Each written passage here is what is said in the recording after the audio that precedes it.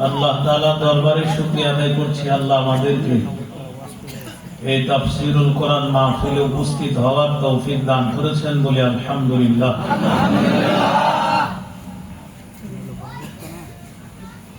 আমি আপনাদের সামনে 26 নম্বর পারা 12 নম্বর পৃষ্ঠা সূরাতুল ফাতহির 18 নম্বর আয়াতে কারিমা তেলাওয়াত করলাম।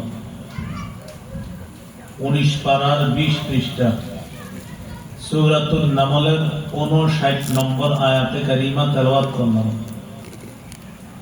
সহিহ মুসলিম হাদিসের কিতাব, এই কিতাব থেকে রাসূলুল্লাহ সাল্লাল্লাহু আলাইহি সাল্লামের একটি হাদিস পেশ করলাম। এই মাস আরবি মাস মুহররম মাস। মুহররম মাসের গুরুত্বটা আমাদের কাছে বিভিন্ন ভাবে, যেমন এই মাসের একটা দিন আছে 10ই মুহররম। এইটাকে কেন্দ্র করে আমরা 10 তারিখের আগে যা করার করি, এরপরে অনেকে ভুলে যাই 10ই মুহররম শেষ মানে মুহররম মাস শেষ। কিন্তু বাস্তবতা হলো মুহররম মাস পুরাটাই রোজা রাখার মাস। আপনি চাইলে কালকেও রাখতে পারেন। মুহররম মাসে রোজা রাখার অনেক ফজিলত। হাদিসের কিতাব তিরমিজি 741 নম্বর হাদিস, সহিহ মুসলিমের 1126 নম্বর হাদিস। এই হাদিসগুলোর মধ্যে আছে এক ব্যক্তি আলী রাদিয়াল্লাহু তাআলা আনহুকে জিজ্ঞাসা করলেন, আইয়ু শাহরিন তা'মুরুনি আন আসুমা বা'দা রমাদান? রমজান মাসের পরে কোন মাসে আপনি আমাকে রোজা রাখার আদেশ করবেন? রমজানে তো রাখতেই হবে ফরজ রোজা। রমজান ছাড়া আর কোন মাসে আপনি আমাকে রোজা রাখতে বলবেন? আলী রাদিয়াল্লাহু তাআলা আনহু বললেন, আমি রাসূলুল্লাহ সাল্লাল্লাহু আলাইহি সাল্লামের কাছে বসা ছিলাম, তুমি যে প্রশ্ন আমাকে করলা, এই জাতীয় প্রশ্ন এক ব্যক্তি ছাড়া আর কাউকে করতে দেখি নাই। এক ব্যক্তি নবীর এই প্রশ্নটা করছে, তুমি আমারে যে প্রশ্ন করছো। এক ব্যক্তি রাসূলুল্লাহ সাল্লাল্লাহু আলাইহি সাল্লামকে প্রশ্ন করছে, আইয়ু শাহরিন তা'মুরুনি আন আসুমা বা'দা রমাদান? রমজান মাস ছাড়া আর কোন মাসে আপনি আমাকে রোজা রাখার আদেশ করেন? রাসূলুল্লাহ সাল্লাল্লাহু আলাইহি সাল্লাম বলেন, ইন কুনতা সাইমান ফাসুমিল মুহররম। তুমি যদি রোজা রাখো রমজান ছাড়া অন্য কোন মাসে, তাহলে মুহররম মাসে রোজা রাখো। এখন বলেন মুহররম মাস কি শেষ? বলছে মুহররম মাসে রোজা রাখো। সহিহ মুসলিমের বর্ণনা 2645 নম্বর হাদিস এবং 1163 নম্বর হাদিস মুসলিমের। রাসূলুল্লাহ সাল্লাল্লাহু আলাইহি সাল্লাম বলেন, আফজালুস সিয়াম বা'দা রমাদান শাহরুল্লাহিল মুহররম। রমজান মাসের পরে সবচেয়ে ফজিলতপূর্ণ রোজা হলো মুহররম মাসের রোজা। মুহররম মাসের রোজা রাখাটাই ফজিলত। সুবহানাল্লাহ। ওয়া আফজালুস সালাত বা'দাল ফরিদাতি সালাতুল লাইল। ফরজ নামাজের পর সবচেয়ে ফজিলতপূর্ণ নামাজ হলো রাতের তাহাজ্জুদ নামাজ। এই হলো মুহররম মাস, এখনো শেষ হয় নাই, রোজা রাখা যেতে পারে। সূরা তাওবার 36 নম্বর আয়াতে আল্লাহ বলেন, ইন্না ইদ্দাতাশ শুহুরি ইনদাল্লাহি 12 শাহরান ফি কিতাবিল্লাহ ইয়াওমা খালাকাস সামাওয়াতি ওয়াল আরদা মিনহা আরবাআতুন হুরুম। নিশ্চয়ই আল্লাহর কাছে, আল্লাহর বিধান মতে যেদিন তিনি আসমান জমিন সৃষ্টি করেছেন, সেদিন থেকে আল্লাহর কাছে আল্লাহর বিধান মতে মাস সমূহের গণনা 12 মাস। মাস সমূহের গণনা 12 মাস। মিনহা আরবাআতুন হুরুম। এই 12 মাসের মধ্যে 4 মাস সম্মানিত। কোন 4 মাস সম্মানিত? এটা হাদিসে আছে, সহিহ বুখারীর 3197 নম্বর হাদিস। রাসূলুল্লাহ সাল্লাল্লাহু আলাইহি সাল্লাম বলেন, আস-সানাতু 12 শাহরা, বছর হয় 12 মাসে। মিনহা আরবাআতুন হুরুম, এই 12 মাসের মধ্যে 4 মাস সম্মানিত। সালাসাতুন মুতাওয়ালিয়াত, 4 মাসের মধ্যে 3 মাস আবার ধারাবাহিক। যুলকাদা ওয়া যুলহিজ্জা ওয়াল মুহররম, জিলকাদা, জিলহজ, মুহররম, এই 3 মাস ধারাবাহিক। 4 নাম্বার ওয়া রজব, আরেকটা হলো রজব মাস। মাইকবেন ভাই ইকু টিকু কিছু দেন না, আলাদা আওয়াজ দেন না, ইকু টিকু আলাদা কোনো আওয়াজ দেবেন না, নরমাল। এই আমার নাম আরিফ, মাইকে যেমন এলেই শোনা যায়, আলাদা করেন না, আমি যেন মাইকে থাকি। অনেক সময় মাইকে এমন আওয়াজ করে মনে হয় যে কোন হুজুরে যে আওয়াজ করে আপনি বলবেন এটা অমুক হুজুর গিয়ে দেখবেন না, এটা ওনা না আরেকজন, এরকম আমি যেটা এটাই যেন থাকে ভাই। রাসূলুল্লাহ সাল্লাল্লাহু আলাইহি সাল্লাম বললেন 4 মাস সম্মানিত, 3টা মাস ধারাবাহিক, জিলকাদ, জিলহজ, মুহররম, আরেকটা হলো রজব মাস। এই 4 মাসের মধ্যে একটা হলো মুহররম মাস, যেটার ফজিলত অর্জন করতে চাইলে এখনো আমরা অর্জন করতে পারি, রোজা রাখতে পারি। তবে আমার আপনাদের সামনে আজকে আলোচনা করার বিষয় এটা না, মুহররম মাস নিয়ে আলোচনার বিষয় না। বাকি মুহররম মাসকে কেন্দ্র করে কিছু বিষয় মুসলমানদের মাঝে আছে, এই বিষয়গুলো নিয়ে আলোচনা। এর মধ্যে 10ই মুহররমের বিষয়টা, এটা যে আমাদের নবী দুনিয়াতে আসার পরে চর্চা শুরু হয়েছে এমন না, এটা পৃথিবীতে অনেক আগে থেকে চর্চা। 10ই মুহররম, তবে আমাদের বাংলাদেশী যারা আমাদের কাছে 10ই মুহররমের চর্চা বলতেই বুঝি হুসাইন রাদিয়াল্লাহু তাআলা আনহুর শাহাদাত। এখানে মনে রাখতে হবে হুসাইন রাদিয়াল্লাহু তাআলা আনহুর 10ই মুহররম শহীদ হওয়ার কারণে 10ই মুহররমের মর্যাদা বাড়ে নাই, বরং 10ই মুহররম হুসাইন রাদিয়াল্লাহু তাআলা আনহু শহীদ হওয়ার কারণে তার শাহাদাতের মর্যাদা আল্লাহ বাড়ায় দিয়েছে। বাংলাটা বুঝছেন? শাহাদাতের কারণে 10ই মুহররমের মর্যাদা বাড়ে নাই, বরং 10ই মুহররম রাসূলুল্লাহ সাল্লাল্লাহু আলাইহি সাল্লামের কলিজার টুকরা নাতি শহীদ হওয়ার কারণে অন্য শাহাদাতের চাইতে তার শাহাদাতের মর্যাদা আল্লাহ বাড়ায় দিয়েছে। কারণ এই দিনে দুনিয়াতে অনেক কিছু আল্লাহ ঘটিয়েছেন। এই কারণে মুসা আলাইহিস সালাতু ওয়াস সালামকে আল্লাহ তাআলা ফেরাউনের বাহিনী থেকে মুক্তি দান করেছেন যেই দিন, এই দিন, এই মুহররমের 10 তারিখ। তো বলেন মুসা নবীকে আমাদের নবীর পরে না অনেক আগের নবী? সহিহ বুখারী 2004 নম্বর হাদিসের বর্ণনা। আব্দুল্লাহ ইবনে আব্বাস রাদিয়াল্লাহু তাআলা আনহুমার বর্ণনা, তিনি বলেন রাসূলুল্লাহ সাল্লাল্লাহু আলাইহি সাল্লাম মদিনায় আগমন করলেন। ফারাআল ইয়াহুদা তাসুমু ইয়াউমা আশুরা, নবীজি ইহুদিদেরকে দেখলেন তারা আশুরার দিনে রোজা রাখে, আশুরার দিনে রোজা রাখে। فقال رسول الله صلى الله عليه وسلم ما هذا, নবীজি বললেন এটা কি?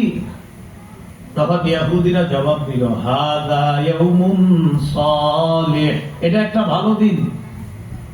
ইয়াউমুন নাজ্জাল্লাহু বনি ইসরাঈলা মিন আদুবিহিম, এই দিনে আল্লাহ বনি ইসরাঈলকে তাদের শত্রু থেকে মুক্তি দান করেছেন। ফাসাবাহু মূসা, ফলে মুসা নবী 10ই মুহররম শুকরিয়া আদায় করার জন্য রোজা রাখা শুরু করছে। তো 10ই মুহররমের রোজা অনেক আগে থেকে। এই হলো আপনার 10ই মুহররমের আলোচনা, এটা আগে থেকে আলোচনা। তাহলে কি শিখলাম? হুসাইন রাদিয়াল্লাহু তাআলা আনহুর শাহাদাতের কারণে মুহররমের 10 তারিখের মর্যাদা নতুন করে বাড়ে নাই, বরং মুহররমের 10 তারিখে হুসাইন রাদিয়াল্লাহু তাআলা আনহু শহীদ হওয়ার কারণে তার শাহাদাতের মর্যাদা আল্লাহ অনেক বেশি বাড়ায় দিয়েছে। তো মুহররম মাস আসলে 1 নাম্বার হুসাইন রাদিয়াল্লাহু তাআলা আনহুর শাহাদাত, এটা নিয়ে আলোচনা হয়, এটা একটা বিষয়। 2, হুসাইন রাদিয়াল্লাহু তাআলা আনহুকে শহীদ করার পিছনে যারা যারা দায়ী, এর মধ্যে অন্যতম প্রধান একজন আসামির নাম ইয়াজিদ। ইয়াজিদ জালেম, তার জুলুম সম্পর্কে আলোচনা করা যেতে পারে। উবাইদুল্লাহ বিন জিয়াদ, আরেকজন আছে শিমার, তাদের ব্যাপারে আলোচনা করা যাবে, এরা জালেম। এলো 2 নাম্বার। 3, ইয়াজিদের জুলুমকে কেন্দ্র করে তার বাবা নবীর সম্মানিত জলিলুল কদর সাহাবী আমিরে মুআবিয়া রাদিয়াল্লাহু তাআলা আনহুকে সমালোচনা করা, এটা অন্যায়, এটা হারাম। ঠিক কথাটা বুঝছেন তো? ঠিক। হুসাইন রাদিয়াল্লাহু তাআলা আনহুকে আমরা মহব্বত করি, ভালোবাসি।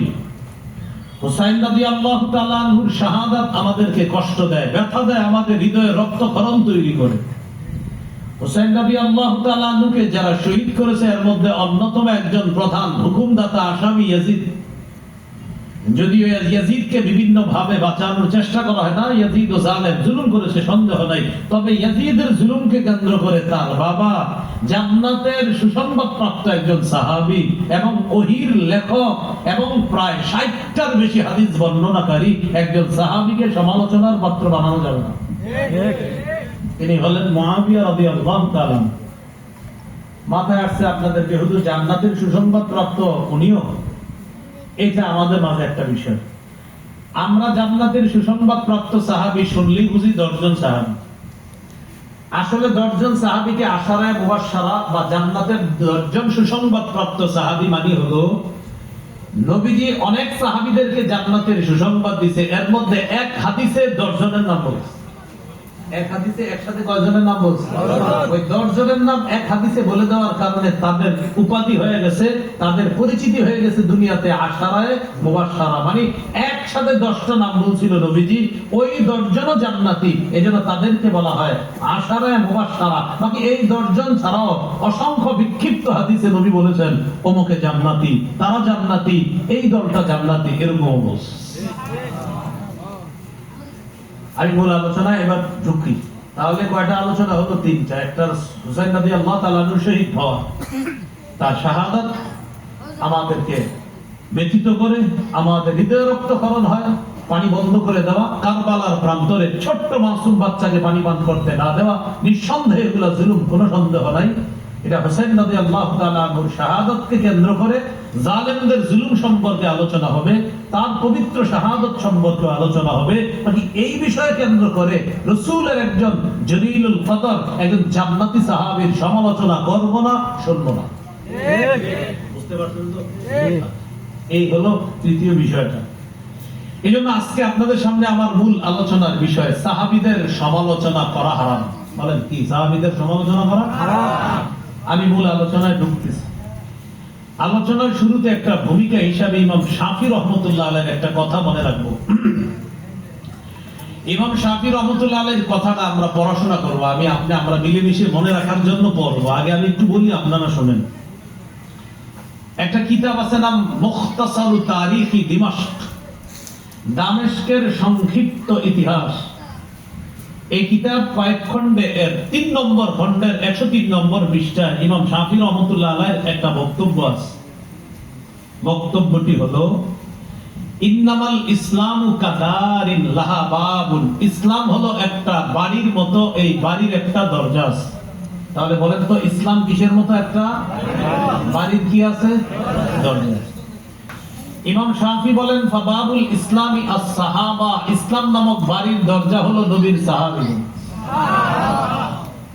একটু আগে আমি আইসা মসজিদে ঢুকছি, মসজিদের দরজা ছিল বন্ধ। আসা মাত্র একটা ছেলে দরজা খুলে দিছে, তার মানে দরজা দিয়ে মসজিদে ঢুকতে হবে। আমরা ভিতরে নামাজ পড়লাম, এশার সালাত আদায় করলাম, তখন 2 দরজা বন্ধ রাখছে যেন মানুষ না যায়। আবার আপনাদের এই মঞ্চে আসলাম, বলেন তো দরজা খুলে না বন্ধ করে আসছি? দরজাটা খুলতে হয়েছে, তারপর আমি বের হয়েছি। ইসলাম নামক এই ঘর বা বাড়ি, এই বাড়ির একটা দরজা আছে, এই বাড়ির দরজা হলো সাহাবী। ইসলাম নামক ঘরে ঢুকতে হলে সাহাবী লাগবে। তাদের যদি সমালোচনাই করেন তো ঘরে ঢুকতে বলুন। তাহলে আপনারা বুঝে থাকলে বলেন, যেন আগামীকাল আরো 10 জনকে শিখাইতে পারেন ইসলাম কিসের মতো? একটা বাড়ির মতো। এই বাড়ির কি আছে? এই দরজা দিয়ে ইসলাম নামক ঘরে ঢুকতে হলে দরজার নাম কি? সাহাবী। এবার ইমাম শাফি কি বলে দেখেন, ফামান আদাস সাহাবা ইন্নামা আরাদাল ইসলাম কামান নাক্কারাল বাবা ইউরিদু দুখুলাদ দার। যে ব্যক্তি নবীর সাহাবীদেরকে কষ্ট দেয় সে কেমন যেন ঘরের দরজা ছিদ্র করে ঘরে প্রবেশ করতে চায়। যে ব্যক্তি নবীর সাহাবীদেরকে কষ্ট দেয়, আর সাহাবী মানে হলো ইসলাম নামক ঘরের দরজাকে কষ্ট দেওয়া, নবীর সাহাবীদেরকে কষ্ট দেওয়া মানে ঘরের দরজা ছিদ্র করে ডাকাতের মতো ইসলাম নামক ঘরে প্রবেশ করার চেষ্টা করা। বলেন তো, দরজা ছিদ্র করে কি ভদ্র মানুষ প্রবেশ করে? না, না। দরজা ছিদ্র করে, আর ভদ্র মানুষ তো দরজা ছিদ্র করে ঢুকবে না, উনি সুন্দরভাবে ঢুকবে।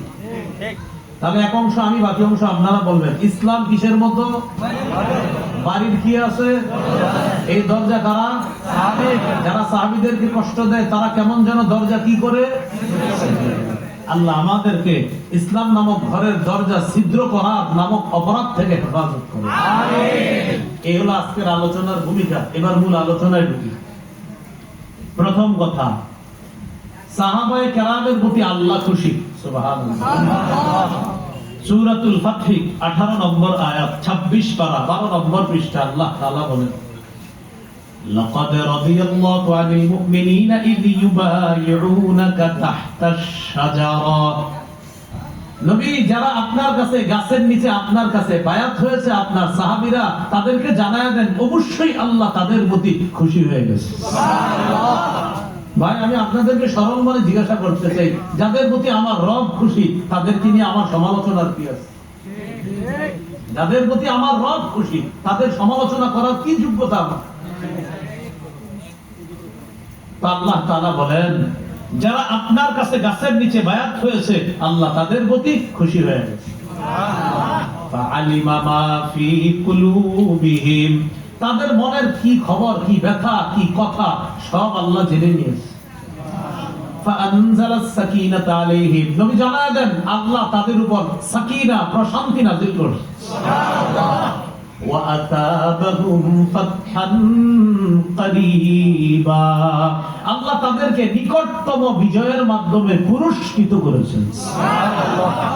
তাহলে এক নাম্বার আজকের আলোচনা শিখলাম, সাহাবীদের প্রতি খুশি কে? আল্লাহ। অন্য আয়াতে আছে রাদিয়াল্লাহু আনহুম ওয়া রাদু আন, আল্লাহ বলেন আল্লাহ সাহাবীদের প্রতি খুশি, সাহাবীরাও আল্লাহর প্রতি খুশি। সুবহানাল্লাহ। দুইজন দুই দলের প্রতি খুশি, আল্লাহ সাহাবীদের প্রতি খুশি আর সাহাবীরা আল্লাহর প্রতি খুশি। দেখেন, রব যার প্রতি খুশি, যারা রবের প্রতি খুশি, আমাদের কি টেনশন তাদের নিয়ে? বলেন, আমরা তো তাদের শুধু প্রশংসা করতে পারি। রব যাদের প্রতি খুশি আমরা তাদের শুধু প্রশংসা করতে পারি যে রব তাদের প্রতি খুশি। এই হলো প্রথম কথা। দ্বিতীয় কথা, সাহাবীদের রুকু সেজদার প্রশংসা আল্লাহ করছে। সুবহানাল্লাহ। আপনারা আজকে এসে পড়ছেন, আমিও বললাম কই আমগো রুকু সেজদার তো প্রশংসা আল্লাহ করেন।